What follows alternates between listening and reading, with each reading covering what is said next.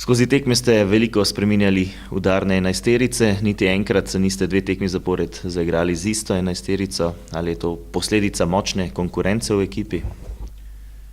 Pa to je posljedica pre svega onoga što vidim na treninzima i onoga što smatram kako bismo trebali igrati ili ko bi trebao igrati na utakmici prvoj koja sledi. Naravno, bitno je ono ko je kako odigrao na ovoj posljednjoj koju smo završili i onda u tom rasponu od jedne do druge utakmice pre svega mi je bitan odnos. Gledam igrače i kako se ponašaju i kako rade na treninzima i ne dozvoljavam da neko bude zadovoljan onim što je uradio, a da bude zadovoljan na taj način da lošije radi u nedelji koja sledi. Često sam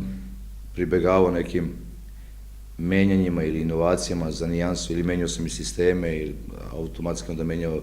i igrače, menjao mesta igračima, menjali smo način igre od jedne zone duboke do jednog presinga jako dalekog i tako dalje, tako da je sve to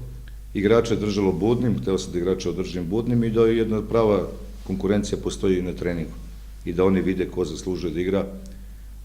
u odnosu na zahtev koji u tom momentu sam postavljao pred ekipu. To se često i menjalo i eto i to je jedno zadovoljstvo da mogu da čestitam igračima i zbog toga što su igrali u različitim sistemima, što smo u toku utakmice prelazili sistemu u sistem, što smo od na izgled defanzive i duboke zone prelazili u ubitačne kontre ili u presing ili što smo završili u prvenstvu sa, rekao bih, ludim presingom po celom terenu, jako daleko od gola ili što smo verovatno ekipa koja je najviše puta uhvatila protivničke ekipe u prepovedanim položajima, ali se tako kaže, offset položajima, mislim da je tu jedan veliki prostor. Imamo prostore i u prekidima za nas, naravno, još smo jako slabi u prekidima protiv nas. I tako kad se sve to pogleda, boga mi, igrači su i zadovoljan sam ovom grupom igrača koja je prihvatila promene, inovacije, maltene od utakmice do utakmice, ili 2-3 utakmice ovako, pa 2-3 onako. Mislim da će to samo njima koristiti, a to je nešto na što,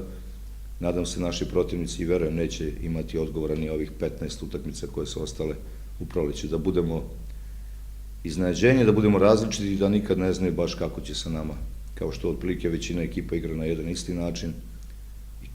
ima jedan isti sistem, ima jedna ista igrača na istim pozicijama i sad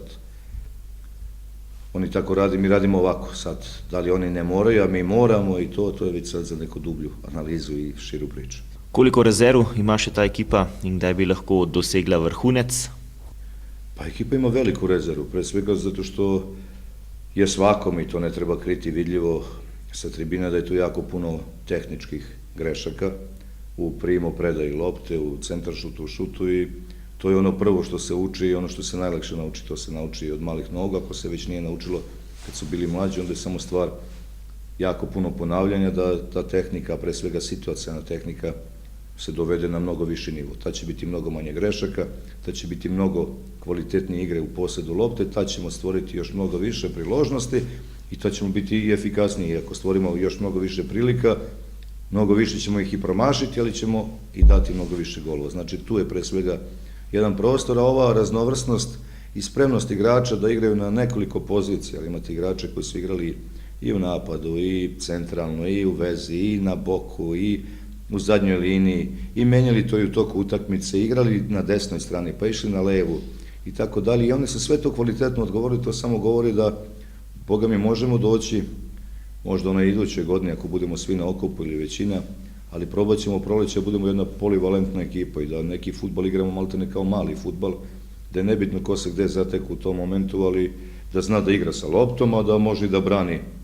da se brani u odbrani. Tako da to je možda, na to je ličilo možda na jedan način, ne bukvalno ove dve utakmice protiv Maribora i Aluminijuma, tako da je to veliki prostor. Spremnost igrača, njihova disciplina, njihova odgovornost, njihova spremnost da se daju u službi tima i da niko, ama baš niko ne kaže pa ja ne bih mogao da igram tu, ne odgovara mi. Ne, oni su to prihvatali, iako možda nisu mislili, naravno bilo je to iznenađenje za njih i onda bi to dobro odradili i to je nešto što je veliki kapacitet, jedna velika vrednost ovih igrača i na tom nekom polju karaktera i tu su jaki. Ja sam to rekao, evo i sada iskoristim priliku, nikad do sad u karijeri, ali sam u raznim rangovima sa mnogo igrača, nisam imao ovoliko disciplinovanu ekipu. Znači, što se tiče discipline i da prihvata što god se od njih traži, oni su to prihvatili i to je tako dobra osnova za nešto veliko u njihovim karijerama i ja eto stalno pričam sa njima i molim ih da ostanu ovako pametni i radni, da iskoriste ovaj decembar, iako drugi odmaraju i to je teško da oni prihvate, kad drugi idu na odmor, šta sad, sreću se, mi ćemo da radimo, zašto, kad smo dobro odradili, da prihvate da je ovo ulaganje, da mi daju taj još prostor, pa da tamo kraj maja podvlačimo crtu i da sude i o ovom decembru, i o ovoj jeseni, i o zimskim pripremama, i o proleću koje treba da donese plodove ovog zimskog rada i tako dalje, i nadam se da će to tako biti, jer da mi svodimo račune tek kad budemo završili godinu. Ovako je sad neki presek, polugodišnji, tako kažem.